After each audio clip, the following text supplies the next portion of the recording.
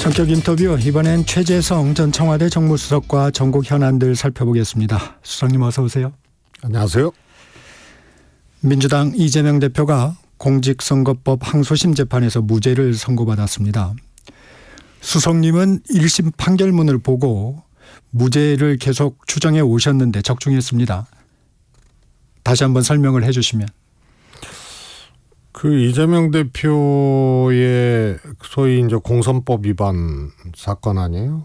그런데 이거는 허위 사실이라 하면 조항에 그렇게 돼 있어요. 학력, 경력, 그다음에 지지단체를 거짓으로 공표를 하거나 등 행위에 관한 것이거든요. 그러니까 판결문에 보면 김문기를 안다고 보여지나 처벌할 수 없다. 그건 기억에 관한 거기 때문에. 그래서 행위에 관한 것이니까 안다고 보여지나 처벌할 수 없다. 이렇게 했어요. 그 과정에서 나온 다툼이 이제 소위 사진 사건이거든요. 네. 그래서 10명이 찍은 사진을 4명이 찍은 것처럼 해서 국민의힘에서 이제 이래도 김문기를 모르냐. 이렇게 얘기를 해서 이재명 대표가 골프를 친 것처럼 사진을 조작했다. 이렇게 얘기를 한 거를 하위 다툼이거든요. 김문기 아느냐 모르느냐. 정확히 골프를 치지 않았다 이렇게 얘기한 건 아니에요. 그건 아니죠. 네. 그래서 골프를 친 것처럼 그 사진을 제시하면서는 그렇게 얘기를 했거든요. 국민의힘에서. 그래서 골프를 친 것처럼 사진을 10명 찍은 거를 김문기를 포함해서 이재명 대표 이렇게 4명으로 한 거 아니냐. 그러니까 그 자체를 골프를 안 쳤다라고 얘기를 한 적이 없는 거거든요. 그리고 그게 김문기를 아냐 모르느냐에 대한 하위 다툼이었거든요. 여기를 유죄를 때리고 소위 이제 국토부에서 백현동 이것도 네. 유죄를 때리고 협박이라고 한 거에 대해서.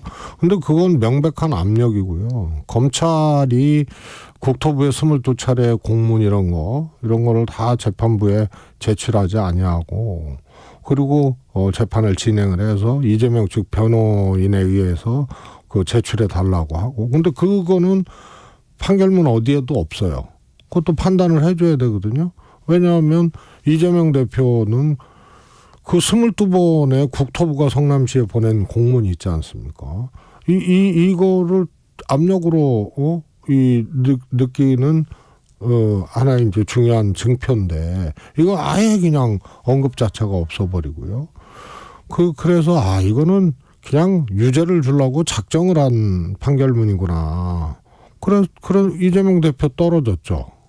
대선 과정에서 나온 얘기 아니에요.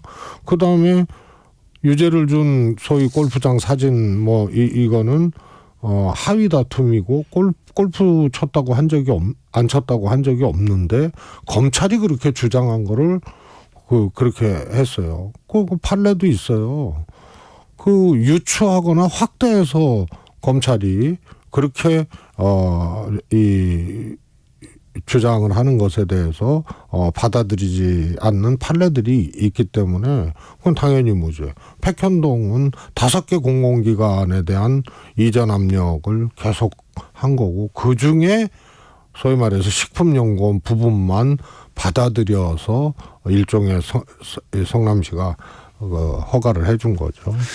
그래서 그거는 무죄일 수밖에 없고요. 말씀 나온 김에 이제 5개 사안들 있잖아요. 이재명 대표가 기소된. 이 5개 사안 중에서 제가 보기에는 대장동으로 이게 온 나라 떠들썩하게 만들고 대선 자금으로 흘러갔을 가능성부터 거기서 리베이트를 받았느니 이렇게 해서 시작은 대장동으로 한 거 아니에요? 그렇죠. 엄청나게 컸고. 네. 그다음에 변호사비 대납은 허위 사실이니까 기소조차도 못했고. 그래서 대장동으로 시작해서 가다 보니까 위증교사하고 선거법 위반. 요게 아주 주 사건이 돼버린 거예요. 이재명 대표 관련돼서. 그래서 제가 어떻게 못다 핀 꽃 한 송이로 시작해서 돌아와요 무사랑해로 끝나냐. 이게 번지수가 바뀌었다고. 그리고 대장동은 지금 보이지도 않아요. 그래서 결국 5건 사건 중에 조금 의심해 볼 만한 혹은 우려해 볼 만한 사건은 성남 FC 정도 다툼의 여지가 있지. 다른 거는 제가 보기엔 처벌하기 어려운 그런 이제 어거지 기소라고 봐야죠.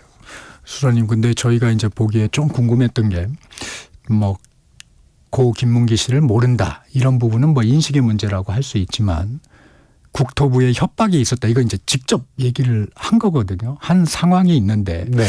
이런 부분을 의견 표명이다. 뭐 이렇게 얘기하는 건 조금 저희가 이제 좀 궁금증이 좀 있는 부분입니다. 이 대표 스스로도 그랬고요. 이번 항소심 판결 내용에도 이제 나와 있지만 협박이라고 얘기를 한 거는 이제 과했다라고 얘기를 하잖아요. 그 압력과 협박의 차이거든요. 그래서 없었던 사실을 아예 지어내서 얘기를 한 게 아니고 상급 기관의 22차례 공문, 그리고 그 내용, 근데 성남시로서는 받아들일 수 없는 내용, 그런데 계속 공문이 오고, 압력이란 말이에요. 그래서 압력과 협박이라는 표현의 이제 차이의 문제이지 허위의 사실은 아니라는 거죠. 이 1심에서 징역형 집행유예를 선고받고 2심에서 무죄 나올 확률이 이 이제 사법 영감을 보면 3년간 한 1.7%에 그친다고 합니다. 그래서 이제 대부분의 언론들도 무죄까지는 그렇고 이제 형량이 좀 줄어드는 부분에 예상을 좀 많이 했었던 것 같은데 이 결정적으로 영향을 미친 거 혹시 공소장 변경이나 뭐 그런 부분이 영향을 미쳤을까요? 아니, 공소장 변경도 거의 없는 일이죠. 항소심에서 공소장 변경 요구를 하는 게. 그래서 그만큼 1심 판결이 잘못됐다는 얘기고, 그다음에 많은 분들이 실형은 아니고 항소심에서는 그래도 벌금 정도 되지 않겠냐. 근데 100만 원이 넘을 거냐 말 거냐. 많은 그렇죠. 분들이 그렇게 생각했다는 건 1심 판결이 최소한 지나치게 과했다는 얘기거든요. 최소한. 그렇기 때문에 그래서 판결문 자체가 이 모순으로 그냥 그득한 판결문을 낼 수밖에 없었던 거고요. 그래서 저는 공소 변경 요구를 한 것 자체가 아니면 거의 없는 일이에요. 그래서 거기서 이미 이제 예고됐던 일이고요. 그렇게 보시는군요. 검찰은 상고하겠다는 입장을 밝혔고 윤 대통령이 탄핵이 인용이 된다면 이제 대법원 확정심 일정, 대선 일정이 맞물려 돌아가게 되는데 이게 그 과정에서 좀 이제 쟁점은 사라진 건가요? 어떻게 아니면 계속 쟁점이 될 걸로 보세요? 어떤 점이요? 예를 들면 이제 대법원 확정심 일정하고 이제 네. 조기 대선이 이루어질 경우에 조기 대선 일정하고 같이 맞물려 돌아가는데 그 과정에서 계속 이 부분이 논란이 될까요? 저는요, 만약 항소심에서 1심이 유지되거나 1심 형량이 유지되거나 피선거권 박탈 이상 100만 원 이상의 만약에 벌금이 어제 나왔다 하더라도 대법원에서 633에 의해서 대선 전에 판결을 내린다는 건 물리적으로 불가능하거든요. 그렇죠. 조기 네. 대선이기 때문에. 네. 그러면은 항소심의 유죄를 받으면은 대선은 진행이 되는데 이재명 대표 입장에서 과연 이게 정치적으로 어떤 영향이 있을까 이제 네. 이게 포인트였죠. 근데 네. 저는 민주당 후보가 되는 과정에서는 거의 영향이 없고 본선에서는 영향이 있을 수도 있겠다. 이런 정도 이제 생각을 했고 얘기를 했었던 거고요. 피선거권 상실형이 나오더라도. 그럼요. 예. 그런데 무죄가 나왔으니까 이미 그거는 이제 사라져 버린 거죠. 그러면 이제 한 달 후에 1심에서 유죄가 나왔던 게 이제 위증교사. 네. 그건데 그거는 뭐 633 일정에 구애받는 것이 아니니까 그거는 이제 더 이제 항소심이 더 늘어지는 거고. 그래서 제가 보기에는 소위 5개 이 기소된 사안들 진도로 봤을 때 대선 일정이나 내용에 영향을 줄 만한 것은 없다. 어제부로 그렇게 보여지죠. 국민의힘은 일단 약간 당황하는 기색은 좀 있는데 일단 대법원 선고를 빨리 해야 된다. 어제도 이제 그런 얘기들이 계속 나와요. 아니 이제 이렇게 된 거 아니에요? 거꾸로 검찰이 이제 항고를 하겠다는 거 아니에요? 네, 상고를. 상고를. 그러면은 이제 알 거예요. 이게 왜 불가능한지 대법원에서 대선 전에 판결이 불가능한지. 우선은 윤 대통령이 탄핵된다는 것을 가정을 했을 때, 그걸 전제를 했을 때 그러고라도 하라는 얘기 아니에요? 만약에 정상적인 대선이면 그거 걱정할 필요가 없잖아요. 많이 남았기 때문에. 그렇죠. 근데 빨리 하라고 얘기를 하는 게 조기 대선을 전제로 그건 얘기를 하는 거거든요. 그러면은 앞으로 이 3개월 안에 해야 되는데 만약에 뭐 탄핵이 이 인용이 됐다. 그러면은요. 그냥 6월 초에 대선이에요. 그러면 지금부터 2달여 남은 거거든요. 그러면 검찰이 상고하잖아요. 그러면 상고 행위 자체는 한 일주일 걸리지만 이것이 이제 정리돼서 재판이 이제 대법원이 시작이 되는 게 한 달 정도 이제 걸리거든요. 그럼 그 뒤로 한 달 안에 판결을 하라는 거예요. 그래서 그거는 항고하는 검찰한테 국민의힘이 가능한지 타진해 보면은 그거는 답이 나와 있을 거예요. 굉장히 그거는 무리한 주장이죠. 민주당 상황 이제 알아보겠습니다. 이번 판결로 이재명 대표 독주 체제 강고하게 유지될 것으로 보입니다. 당내 장악력 어떻게 보세요? 원래 정말 태산 같잖아요. 그리고 독보적이고. 네. 그래서 대선을 놓고 보면은 정말 다른 주자하고 비교가 안 될 정도로 민주당 주자 중에서는 정말로 압도적인 지지를 현재 그렇죠. 보이고 있는데요. 어제 재판이 결국 재판 결과가 이재명의 정치에서 오히려 서사를 더 강화시켜주는 그런 이제 하나의 분기점이 된 게 어제 항소심 재판 결과라고 봅니다. 그래서 무죄가 나온 것 자체가 우선은 검찰의 무리한 기소, 정치 탄압, 이재명 대표가 여기까지 쭉 온 것 중에 그 정치적 서사라고 할 수 있는 것이 네. 뭐 소년공이었고 뭐 가난했고 뭐 여기 쭉 있지만 네. 결국은 윤석열 대통령이 집권하고 탄압받는 이런 것을 하여튼 이재명 지지자, 민주당 지지자 많은 분들이 탄압받는 그런 정치인, 야당 지도자 이거였거든요. 그래서 독보적으로 만들어준 거예요. 그 지지율을. 그런데 이게 더 단단해졌죠. 한 가지도 아니고 계속 기소하고 때리고 거기다가 뭐 테러 당하고 뭐 그렇죠. 이런 과정에서 이 항소심 유죄가 무죄로 딱 됐으니 그거 봐라. 이재명은 이 정말 엄청난 정치인이다. 뭐 불사조 얘기부터 뭐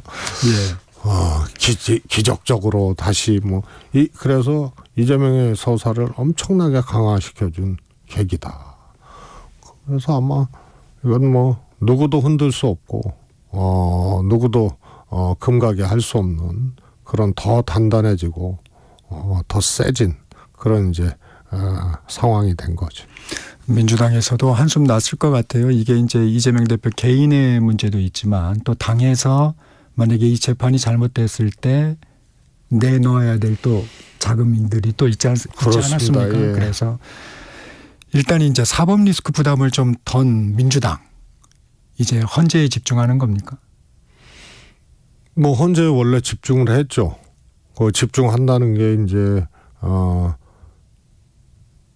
촉구하고 그렇죠. 걱정하면서 이제 바라보고 뭐 이런 거였는데요. 이제 이 대표의 사법 리스크가 이제 사실상 이제 제거된 거거든요. 적어도 대선을 기준으로 변수 뭐 이런 걸 봤을 때. 그래서 민주당의 이제 행보는 이제 탄력을 받을 수밖에 없고요. 그리고 이제 탄핵이 저는 뭐 인용될 수밖에 없다고 보는데요. 항소심이 나와도 항소심 주제가 나왔어도 이 대표의 그 민주당 내에서의 대선 주자로서의 어떤 그런 것은 입지. 어떤 변수가 발생하지는 않는다라고 봤었고요. 그다음에 윤 대통령의 탄핵이 인용이 되면 국민의힘이 지금까지 이 탄핵 정국에서 해왔던 이런 스탠스, 이런 주장, 이런 내용들이 최소한 완화 내지는 철회가 될 거다. 그렇게 놓고 보면요. 탄핵으로 인한 조기 대선은 이상하잖아요. 여당이 재집권한다는 게. 그래서 탄핵으로 인한 조기 대선은 그거는 정권 교체가 상식적이고 현실적으로는 그렇게 올 거기 때문에 이 대표의 야당 후보로서의 지위가 흔들리지 않는다 하면 사법 리스크가 제거됨으로써 흔들리지 않는다 하면 대선까지도 그것은 변화가 없는 결과가 나올 것이다 이렇게 보는 거죠. 따라서 민주당은 좀 뭐라 그럴까요? 이런 일이 이렇게 크게 한번 산을 넘고 바리케이트를 넘으면은 그러면은 뭐든지 이렇게 경쾌해지는 거예요. 그래서 여러 가지 이제 대응 전략이라든가 국면 대응이라든가 이런 등등에 굉장히 탄력이 붙게 되고 이제 저 탄핵이라는 이제 또 하나의 산이 넘으면 그거는 이제 일종의 이제 파죽지세 이런 형국이 되겠죠. 비명계도 일단 무죄의 환영의 입장을 표했습니다. 하지만 분위기로 봤을 때 이제 당내 좀 다양한 목소리는 잦아드는 거 아니냐 이런 분석들도 좀 있습니다. 어떻게 보십니까? 우선은 이제 대선 후보 경쟁을 하자라고 하는 잠재적 주자들이 눈에 보이잖아요. 민주당 내 김동연 지사, 김경수 전 지사, 그 신상김이라고 하더라고요. 그래서 그 주자들이 어제 재판과는 무관하게 결국은 뛰겠다. 이재명 대표하고 경쟁해 보겠다 그러면은 자기 주장과 내용들이 있을 거 아니에요. 네. 그래서 이게 이제 완전히 과거처럼 한번 경쟁을 그렇게 하고 나면 균열이 생기고 막 이런 양태로 진행은 안 돼요. 안 되는데 경쟁은 경쟁이니까 리더십 경쟁, 내용의 경쟁, 또 집권에 대한 의지, 또 집권 후에 국가 비전 경쟁 이런 것들은 당연히 그거는 하는 거죠. 아마 재판 결과가 이렇게 나왔다고 지금 거론되는 후보들이 소위 말해서 경쟁을 포기하거나 이러지는 않을 겁니다. 그렇게 보시는군요. 네. 이재명 대표 이제 사법 리스크에서 다소 부담을 덜면서 조기 대선에 대비해서 대여 공세보다는 좀 차기 지도자의 면모를 좀 강화할 것이다 이런 얘기도 있는데 어떻게 보십니까? 그렇죠. 그리고 대여 공세라는 게 사실은 윤 대통령에 대한 거거든요. 집권을 못했으니까 야당 아니에요. 네. 그 야당은 대통령의 국정 운영이라든가 대통령의 여러 가지 문제점 이런 것들을 지적하고 때로는 투쟁하고 이러는 거죠. 근데 아직 가정입니다만 윤 대통령이 탄핵되고 난 다음에 그다음에 남은 건 조기 대선이거든요. 여기서 야당을 윤 대통령처럼 그렇게 공격하고 강력하게 야당하고 대응을 하고 이럴 필요가 하등 없는 거죠. 그래서 관역이 사라진 거고 조기 대선이라 하면 그런 거기 때문에 조금 이재명 대표 입장에서는 그래서 이재명 민주당은 발걸음이 경쾌하고 또 여러 가지 이제 유연성, 여백들을 갖고 국면에 대응할 수 있는 거죠. 그래서 말씀하신 대로 아마 그렇게 조금 이 확장력을 좀 갖기 위해서 행보를 하고 또 바로 대선이니까 그런 이제 지도자의 그 행보, 이미지 포지셔닝을 위해서 하고 이런 것이 이제 주가 되지 않겠나 싶어요. 민주당 마은혁 헌법재판관 후보자 임명 계속 압박을 하고 있는데 이 현실적으로 한덕수 권한대행이 임명을 할까요? 저는 이제 자기 모순에 빠진 건데요. 임명을 안 했던 사람이 임명을 또 하는 게 여전히 여야 합의라는 것에 대해서 진전된 사안이 없는 없죠. 그런 상황에서 임명을 한다는 거는 자기 모순이거든요. 그런데 헌재에서는 그 임명을 해야 된다라고 최상목 권한대행에 대한 우원식 의장의 권한쟁의 청구에서 위헌이라고 얘기를 했어요. 임명 안 하는 행위는. 그런데 한덕수 총리는 복귀를 했어요. 권한대행으로. 이제 최상목 권한대행이 아니야. 그냥 부총리야. 그러면은 한덕수 총리는 임명을 안 하면은 위헌적 행위를 하는 거예요. 또. 그래도 그거는 처벌할 수 없기 때문에 처벌 조항이 없기 때문에 다시 재탄핵을 해서 헌재 판단을 또 받아도 처벌할 수 없는 거예요. 그러면은 제가 보기엔 그 과정에서 대선은 끝나죠. 그래서 임명 안 하는 거죠. 임명하지 않으면 재탄핵하겠다고 그랬는데 그건 압박수단인가요? 저는 그렇다고 봐요. 실행 가능성. 민주당에서요. 최상목 전 권한대행이 됐죠. 네. 현 부총리가 법사위 통과돼서 탄핵 발의안이. 네.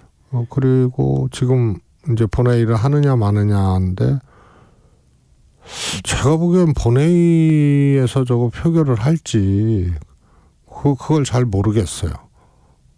우원식 의장 좀 신중해 보입니다. 네, 그래서 거기 안에 있고 그러면은 그게 뭐예요? 다 정치적인 거거든요. 최상목 탄핵을 발의를 해놓고 본회의 표결을 최소한 갈등하고 있다. 그러면은 그거는 정치적인 걸로 해석이 되는 거죠. 그래서 사안 자체가 정치적 사안이 돼버렸어요. 그러면 한덕수 총리 탄핵도 정치적으로 이제 민주당이 득실을 따지겠죠. 그래서 제가 보기에는 안 할 가능성이 100%다. 정치적 득실을 따져봤을 때 그 수석님 개인적으로는 해야 된다고 보십니까? 아니면? 저는요 한덕수 총리에 대한 헌재 판결이 정치적 영향을 받은 판결이라고 봐요. 최상목 대행은 마은혁 내정자만 임명을 안 한 거 아니에요. 한덕수 총리는 3명 다 안 했던 거거든요. 네. 합의한 사람도 안 했어요. 그리고 마은혁은 합의해서 오라고 얘기를 하고. 3명 다 안 한 사람이거든요. 그 위헌이라고 그 과정에 헌재가 판결을 했잖아요. 그러면 탄핵이죠. 근데 과하지 않다? 탄핵에 이를 만큼 과하지 않다? 네. 개인적인 일탈행위나 개인적인 범법행위나 이런 것보다 훨씬 더 과한 게 그냥 시스템을 파괴시킨 거 아니에요. 당연히 해야 될 절차적인 임명을 3명이나 안 했는데 헌재는 위헌이라 그랬어요. 그런데 그게 개인적 일탈보다 훨씬 더 중대한 문제거든요. 대한민국의 하나의 국가 권력을 구성할 수 있는 대통령의 임면권이거든요. 그걸 권한대행의 임면권이에요. 그래서 임면권은 한다라고 돼 있어요. 대통령은 공무원을 임면한다. 그래서 헌재든 대법원이든 대통령의 임면으로서 구성이 되는 거예요. 그래서 사법기관 등등의 구성을 하는 대통령의 임명권이에요. 그래서 일반 공무원하고 다른 거예요. 그래서 이거를 구성을 못하게 하는 행위 아니에요. 그다음에 계엄이라든가 거부권이라든가 이런 것들은 애초 제한적이에요. 할 수 있다 이렇게 돼 있어요. 그럼 왜 임면권은 한다라고 돼 있어요. 그래서 각각의 권력기관이 추천 과정은 뭐 국회에서도 하고 뭐 하지만 대통령이 임명해야 되는 절차를 통해서 구성되어지는 거예요. 그러면서 작동되어지는 거죠. 그런데 그거를 대행이 3명이나 안 해버렸어? 위원이라고 한 그 과정에서 중간에 위원이라고 판단이 냈다. 네. 그래서 저건 당연한 탄핵 사안이라고 저는 봐요. 민주당은 정무적 고민을 해서 안 할 가능성이 높지만 우리 수석님은 개인적으로는 해야 된다. 아니 그러니까 정당은 이제 정치적으로 또 봐야죠. 정의도 있고 정치도 있고 또 뭐 사실 여부도 있고 시비도 있는 것이지만 그래서 저는 정치적으로 봤을 때 그 행위를 해서 그 안에 이제 대선은 또 지나가 버리는 거니까. 한덕수 총리 탄핵 심판 얘기도 했는데 이번에 헌법재판관들의 그 의견들은 좀 어떻게 보셨어요? 좀 나뉘었잖아요. 아니 각하 의견은 뭐 사실 저는 그거에 대해서도 좀 뭐 개인적 견해입니다만은 총리라는 신분으로서 권한대행이 된 거 아니에요. 그리고 뭐 또 내용 중에 뭐 엇갈리는 내용이었지만은요. 각각 다른 분이 네. 한 얘기지만은 각하 의견을 낸 사람들은 결국은 200명이냐, 그렇죠. 과반수냐. 네. 뭐 이거 아니에요? 저는 당연히 과반수라고 보거든요. 총리로서 대행을 했기 때문에. 그다음에 대통령의 임명권을 총리가 대행인데 대행이 대통령과 똑같이 할 필요가 없다라는 얘기도 나오잖아요. 그러면은 대통령의 권한 대행이지만 대통령 그 자체는 아니기 때문에 대통령만큼 중하지는 않은 지위다. 이렇게 권한 대행을 본 거 아니에요. 네? 이번에 이제 판례가 하나 성립이 된 거죠. 네, 그런데 탄핵안 정족수를 의결 정족수를 과반이 아니고 대통령이 준하는 걸로 본 거는 헌재 내의 자기 모순이죠. 그래서 저거는 그것도 잘못된 거고. 그다음에 이제 각하라는 의견은 뭐 내용적 다툼 이전에 야 이거는 뭐 그렇죠. 성원 이 절차나 이런 것들이 안 된다 해서 아예 그렇게 해버린 거고. 그럼 안에서도 보면은 위법위헌하다고 얘기를 했는데 탄핵에 이를 만큼 과하지 않다라고 얘기를 한 거는 헌재 재판관들이 헌재에 대해서 부정을 한 거예요. 말씀드렸다시피 임면한다는데 네. 다른 공무원하고 다른 거거든요. 네, 여기까지 듣겠습니다. 지금까지 최재성 전 청와대 정무수석이었습니다. 고맙습니다. 감사합니다. 정책기사 2부 여기서 마치는